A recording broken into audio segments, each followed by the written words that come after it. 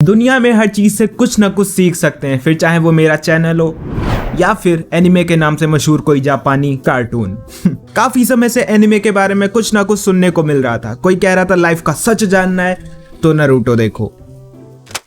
एक बात पूछनी थी, अपनी लाइफ देख के क्या लाइफ का सच तुमको नहीं पता चला? कुछ नहीं, वो लाइफ का सच बता रहे थे ऐसे ही ऐसे। तो कोई कह रहा था कि ये मात्र एक कार्टून है, अब जितनी बुद्धि उनके है वो बस उतनी ही बात तो बोलेंगे।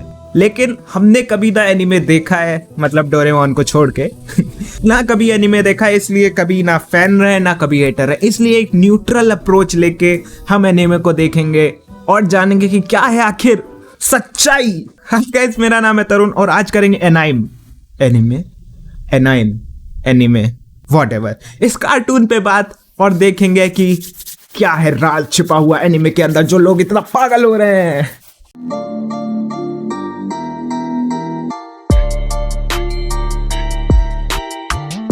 तो काफी खोजबीन करने के बाद और थोड़े लॉजिकल पर्सन जो एनिमे देखते हैं उनसे बात करने के बाद, इंटरनेट पे जानने के बाद और डेथ नोट सीरीज देखने के बाद हम कुछ नतीजों पे पहुंचे हैं। मतलब हमने कुछ पॉइंट्स बनाए जिन पे जल्दी से डिस्कस कर लेंगे और ये टॉपिक जल्दी से समझ लेंगे। सो पहली चीज जो बड़ी लड़ाई होती है कि ये कार्टून है या एनिमे है। देखो, जापान में एनिमेटेड वर्क्स को, एनिमेटेड कोई भी चीज एनिमेटेड हो उसको कलेक्टिवली एनिमे बोला जाता है, जबकि दुनिया में एनिमे मशहूर है वहां के कार्टून से। समझ रहे हो? समझे कि नहीं? देखो, कार्टून है, अब वो कार्टून जापान में बन गया तो वो एनिमे हो गया।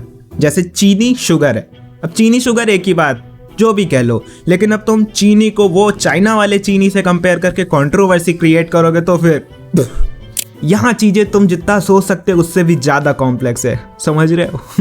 नहीं ना? तो हीरो की सिर्फ विलन से लड़ते, मुश्किलों से लड़ते हुए कहानियां नहीं है, ये कहानियां हैं उससे ऊपर जो तुम्हारे रियल वर्ल्ड से रिलेट करती हैं, रियल वर्ल्ड से रिलेट करती हैं। वर्ल्ड। और एनीमे में एक सबसे मशहूर सीरीज है जिसका नाम है नारुतो में लगभग 1000 एपिसोड्स हैं। मतलब ये वो बालिका वधू का रिश्तेदार है जो 1000 एपिसोड्स करने के बाद भी कहेगा भाई साहब एक सीजन और यहीं से हमें ये भी पता चलता है कि एनिमे सिर्फ एक सीरीज नहीं है। मतलब एनिमे में कई सारे मतलब एनिमे में कई सारे सीरीज आते हैं। अब तुम किसी एक सीरीज के दम पे बोल दोगे कि सारा एनिमे अच्छा है, नहीं, कुछ सीरीज अच्छे हैं उनका नाम लेके बोला करो कि वो अच्छे हैं। ऐसे ही जो लोग कहते हैं ना कि एनिमे बेकार है, कार्टून है, भाई साहब एनिमे में कई सीरीज है जो काफ़ी अच्छी है, तुम्हारे बॉलीवुड से अच्छी, हॉलीवुड से तक बेटर हैं, बहुत कॉम्प्लेक्स और मस्त स्टोरीज हैं। और अगर अभी भी तुम्हें इसकी कॉम्प्लेक्सिटी समझ नहीं आई है तो इसको ऐसे समझ लो कि ये नागिन 1, नागिन 2, बालिका वधू, ससुराल सिमर का वो मैशअप है जिसकी कहानी कभी WWE से रिलेट होगी तो कभी कहानी फैमिली मैन वाली चल रही होगी। और बेहतर एग्जाम्पल दो तो समझ लो एक नागिन अपने ससुराल में टीवी देख रही है जिसपे एक WWE का मैच आ रहा है, वो दुनिया में किसी एजेंसी के लिए अपनी सास पर नजर रख रही है और टीवी देखते हुए पॉपकॉर्न खा रही है ताकि अपनी फैमिली को पाल सके। यही है लाइफ का सच जो एनिमे में दिखाया जाता है। और अब थोड़ा सा सीरियस बात कर लेते हैं। देखो, एनिमे काफी अच्छी, एनिमे क्यों बोल रहे हैं, एनिमे में कुछ सीरीज है जो काफी अच्छी हैं, ठीक है। जैसे तुम्हारा डेथ नोट हो गया, ठीक है, तुम्हारे अटैक ऑन टाइटन्स हो गया और तुम्हारा नारुतो हो गया। हालांकि इनको देखने में तुम्हारी जिंदगी गुजर जाएगी, इसलिए हम लोग उसकी प्रैक्टिकलिटी पे भी अभी बात कर लेंगे।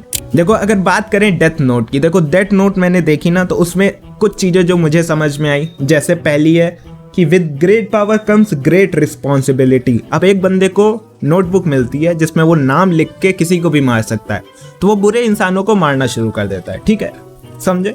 तुम्हारे पास पावर है, तुम्हारे पास रिस्पॉन्सिबिलिटी आई, बट इसके बाद the way you handle that responsibility, मतलब तुम्हारा एम मैटर करता है, बट तुम उसको किस तरीके से करोगे वो भी बहुत मैटर करता है।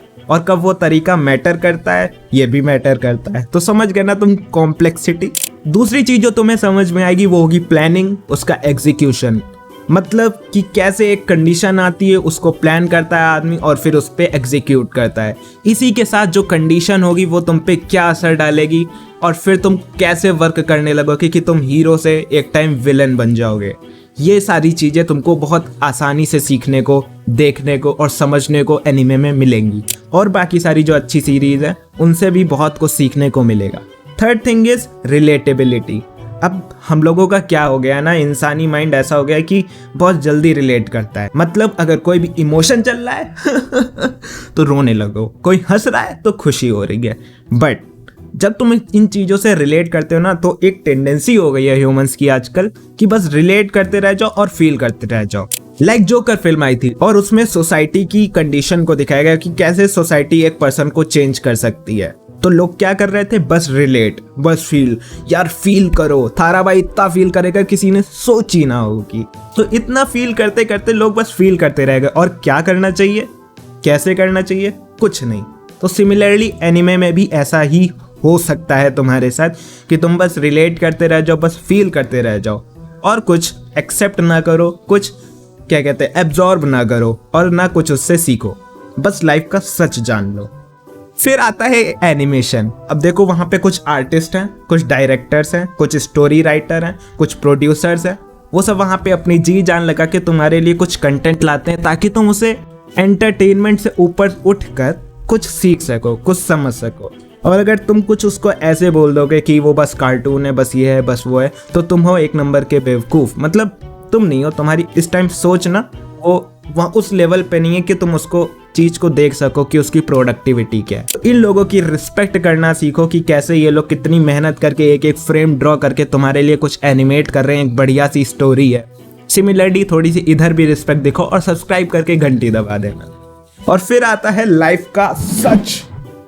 एनिमे से सीखो, समझो, देखो, लेकिन उसे जिंदगी मत बना लो। आई मीन बिंज वॉचिंग करके अपना टाइम वेस्ट मत करना, क्योंकि स्क्रीन टाइम तुम्हारी आंखों को फोड़ देगा और बिंज वॉचिंग तुम्हारे ब्रेन के फंक्शंस को स्लो कर देगी। एक छोटा सा एनिमे मैंने भी बना दिया है, बस वो अंतर इतना ही है कि वो जापान, मैंने इंडिया में बनाया। लास्ट में थोड़ा सा एड देख लेना, मौज करो। Bye bye.